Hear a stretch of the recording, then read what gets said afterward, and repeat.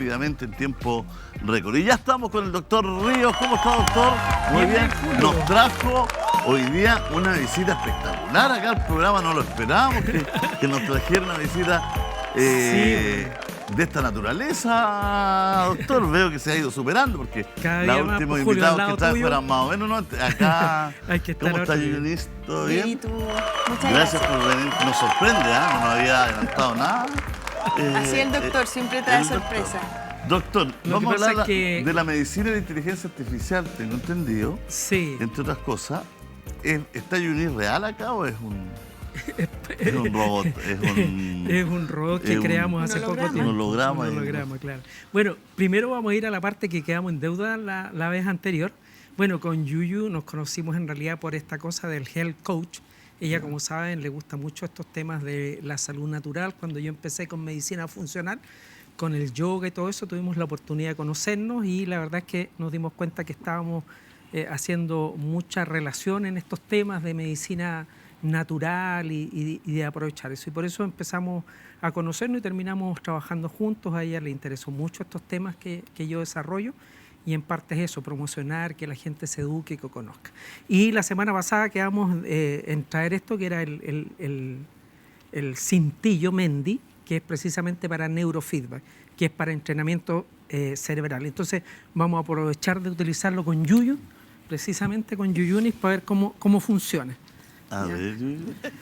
¿Tú ya te has puesto este cintillo? Oye, lo he usado una vez, Julito, y funciona. ¿Sí? Esa es la gracia. Bueno, esto se conecta a una aplicación, lo voy a encender aquí. Esto. Y se conecta a una aplicación por el celular, ¿ya? Y aquí lo tengo más o menos. Por el celular. ¿Sí? ¿Usted controla desde la casa todo esto? Claro. Es un entrenamiento esto. Un entrenamiento. Un entrenamiento. Entonces, por ejemplo, vamos a usar aquí un huésped, que es ella, y vamos a hacer algo cortito de 5 minutos, hay incluso 3 minutos, que es como un ensayo. Y vamos a partir. Esto no duele, ¿no? ¿Dónde lo podemos mostrar aquí? ¿En qué cámara les muestro para qué? Ahí. Ahí está el doctor. Ahí está, se ve, doctor. Ahí se ve. Entonces estamos listos para comenzar y empezamos la sesión. Ahí está haciendo una calibración primero para ver cómo está funcionando el cerebro de Yuyunis, fundamentalmente el lóbulo frontal, y esto vamos a hacer una práctica. Entonces ahí ven ustedes una pelotita que va corriendo, y a medida que se empieza a activar el lóbulo frontal, empieza a producirse un sonido. Esas, ¿ves? Estrellitas van haciendo ahí que, ¿ve? Ahí está seguramente relajándose y pensando. La cosa es que habitualmente al comienzo, por eso es un entrenamiento, porque uno puede mejorar su función de su cerebro precisamente con un entrenamiento. Ahí vamos viendo a medida que la persona va practicando. ¿Por qué se llama un entrenamiento? Porque el cerebro reconoce esto con un condicionamiento positivo, cuando uno va logrando que se vayan produciendo estas estrellitas y que esto tiene un sonido, que van apareciendo unas campanitas, la persona se va motivando y se ha visto que al cabo de unas 3 semanas uno logra una mejoría. Esto se está utilizando, no es un juguete, esto se está utilizando incluso, partió con los entrenamientos de pilotos en la NASA para lograr un mejor performance, y lo utilizan también personas de negocio o incluso en enfermedades, ¿ya? Oye, bonito el cintillo. Lo que les decía. Bueno, estamos incorporando en la clínica además otro tipo de cintillo, porque esto es biofotomodulación, ¿ya? Lo que hemos conversado varias veces. Yo me lo quiero llevar ese cintillo algún día. Encantado. Para fotomodularme. ¿Para entrenar? Sí. Para fotomodularme, para entrenar. Lo que pasa es que la gracia es entrenar. Hay otro, por ejemplo, que hemos conversado, que estamos a punto ya de traerlo a la clínica el mes que viene, que se llama Ceratrip, que es otra técnica que utiliza, además del cerebro, utiliza en la microbiota intestinal. Claro. Hemos conversado que el intestino tiene células nerviosas, de hecho el 80% de la serotonina, que es lo que nos da el ánimo, ¿ya? Se produce a nivel del intestino, de las células intestinales, de las neuronas que hay en el intestino. Por lo tanto, ese aparato se ha utilizado, por ejemplo, en enfermedades neurodegenerativas, lo hemos conversado, el Parkinson, Alzheimer. Hemos visto que los pacientes tienen alterada su microbiota intestinal.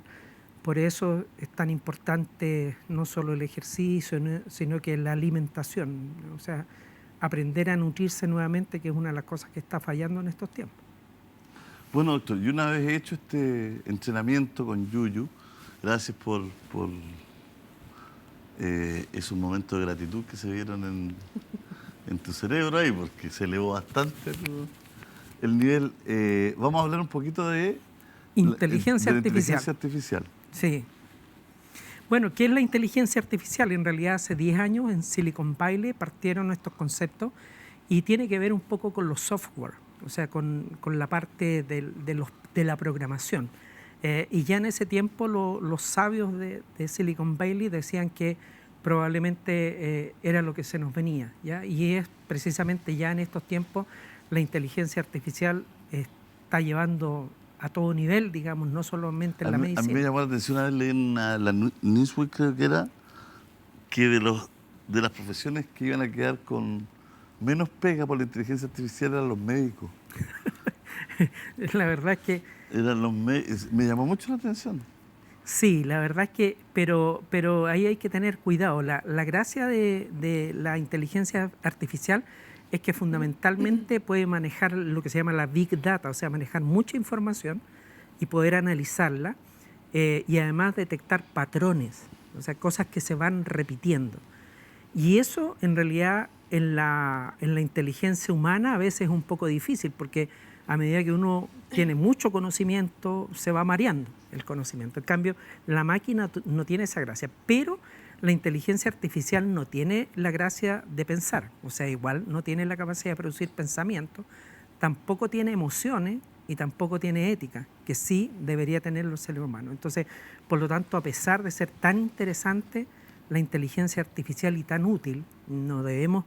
siempre nos pasa a los seres humanos que cuando aparece una nueva tecnología la cuestionamos mucho, aparece el problema ético. Pero no hay que olvidar que incluso una piedra es un arma mal utilizado, ¿ya? Por lo tanto, cualquier cosa se puede transformar en un enemigo si uno no la utiliza con ética. Así que yo creo que aquí lo importante no es la tecnología, sino que cómo la utiliza el ser humano. Y por eso es tan importante que volvamos a ser seres conscientes. ¿Y cómo se topa, se apareja la inteligencia artificial en los nuevos tratamientos? Bueno, en medicina fundamentalmente se utiliza en dos grandes tópicos, digamos. Uno, que ayuda a tomar las decisiones clínicas, o sea, cuando el médico quiere decidir, por ejemplo, por un tratamiento o cuando quiere decidir por un tipo de medicamento. Perfecto. Porque la inteligencia artificial te permite definir, por ejemplo, la verdad es que a nivel individual las personas probablemente se va a transformar porque en el nuevo Google, doctor Google, ¿ya? Porque la gente tenía el hábito de investigar por Google qué tipo de podía poner, digamos, sus síntomas y le daba ciertos diagnósticos. Pero la verdad es que eso era muy inespecífico y los médicos veíamos mucho problema en eso. Pero, por ejemplo, después vamos a hablar de una Todo ha ido evolucionando. Al principio era el Vademecum. El que tenía el Vademecum tenía el poder. Después, ahora Google. Claro. Y ahora viene Google, está cambiando por esto que se llama inteligencia artificial y fundamentalmente, por ejemplo, hay una cosa que al final vamos a hablar más en detalle, que es el ChatGPT, que en el fondo se utiliza en una serie de otras cosas, digamos, puede escribir hasta un Parece libro. una canción, un reggaetón urbano, digamos, ¿eh? Ah, el chaf, ¿cómo? El ChatGPT o GPT. GPT. Oye, esa es una de las cosas nuevas que, o sea, nuevas chipeta. Porque hace 4 meses ya aparecieron, por ejemplo, en medicina, se han escrito hasta libros de medicina, de radiología. Se presentó hace poco en un congreso de radiología a nivel mundial un libro escrito a través de ChatGPT. Y lo otro interesante, ya que nos pusimos a hablar de ChatGPT, por ejemplo, es Dígalo que... al tiro, suelte todo el ChatGPT. Ya, por ejemplo, que en Estados Unidos ChatGPT dio el examen de licenciatura en medicina con los conocimientos que se le integran en una máquina, pero logró aprobar el examen.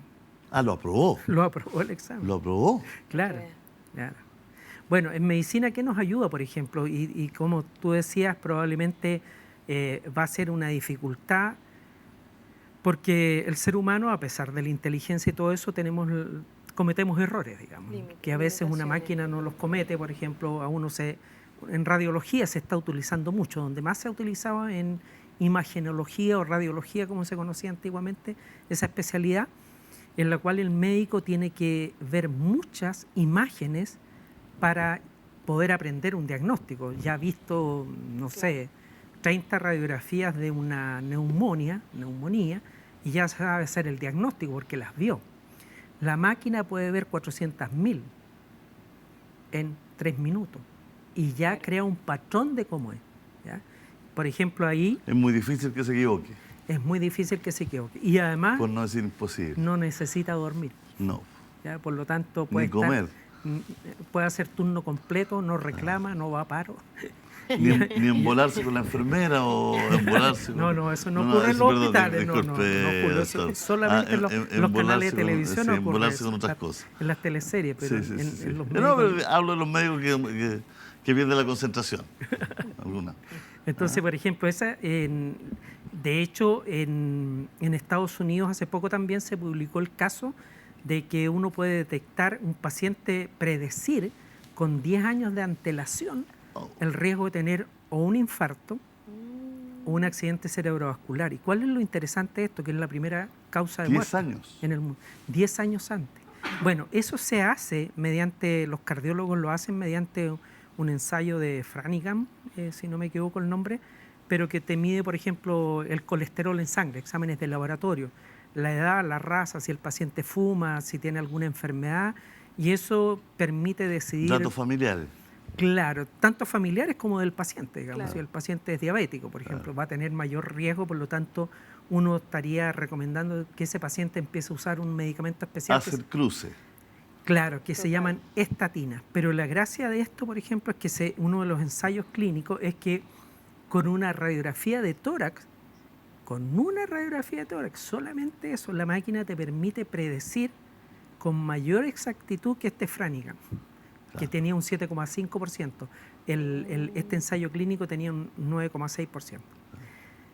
Y otro estudio que también... tiene más data, pues si lo que hace es Claro. cruzar más información. Sí, esa es la gracia. O sea, imagínate la cantidad de datos. Esto se realizó en alrededor de 14.000 pacientes y fueron más de 400.000 exámenes que se le introdujeron. Este fue un estudio que se realizó en Estados Unidos. Qué bueno que toda la inteligencia artificial se ocupe para eso, ¿no? En materia médica yo creo que igual es un aporte. Sí, Totalmente. otra cosa... Porque es preventivo Exacto. en lo que usted está contando, digamos. ¿Ah?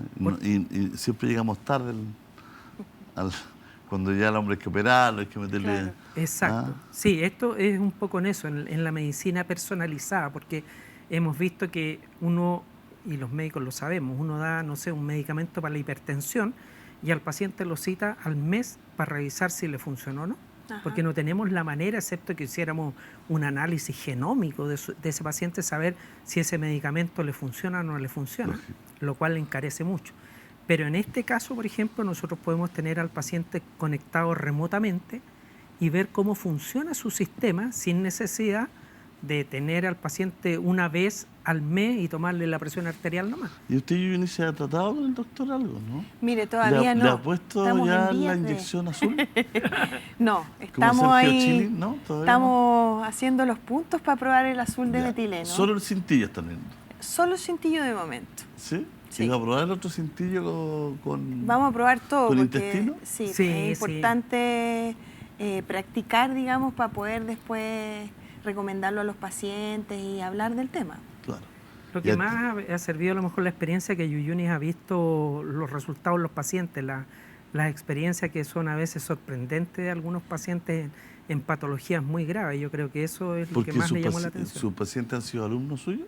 No, sino que el doctor, la gran gama de pacientes que tiene, porque él ve la parte estética y es un pionero en las células madres, que yo lo admiro mucho por eso.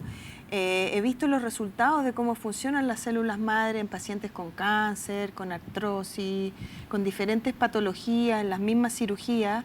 Las cámaras hiperbáricas es realmente la nueva medicina, Julio.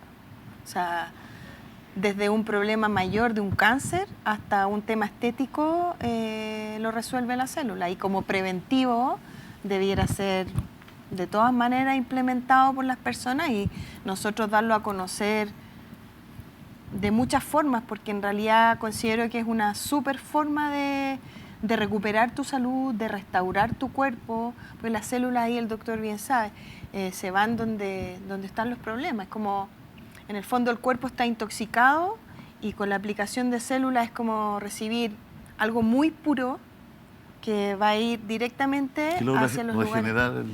regenerar el tejido, todo. digamos. Claro, Todo, pero finalmente. hemos conversado varias veces que no solo el efecto regenerativo, que parece como el más conocido e importante, sino que el efecto que tiene en recuperar de nuevo la función de los órganos y de los tejidos y la comunicación intercelular. O sea, ocurren muchas, por eso es tan difícil hacer investigación en células madres, porque lo que ocurre no es solo un efecto, sino que es un conjunto de efectos que es difícil determinar todavía.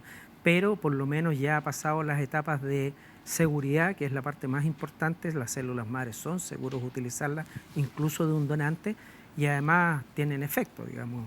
Oye, Muchas gracias por venir, espérate, doctor. no, espérate, Julio. Algo Por favor, súper importante hay por que favor. agregar, que las células madres finalmente lo que hacen en primera instancia es mejorar la calidad de vida de un paciente enfermo o de un paciente sano. O sea, independientemente de las dos condiciones, obviamente que te vas a sentir mucho mejor y que tu calidad de vida va a cambiar. Y lo que hoy día buscamos en la salud es poder realmente ayudar al paciente. Un paciente que vive con dolor todo el día es invivible, no puedes vivir una vida, no puedes trabajar, no puedes gestionar nada. Entonces, la célula madre se ha transformado en una gran ayuda para recuperar la calidad de vida de las personas. Muchas gracias, Yuyi, por venir. Un besito. Muchas gracias, doctor. Gracias, Por venir Julito, usted y por traernos a Yuyi de visita. Muchas gracias. Muchas gracias a ustedes también por vernos en sus casas. Nos encontramos mañana. Chao, chao, chao.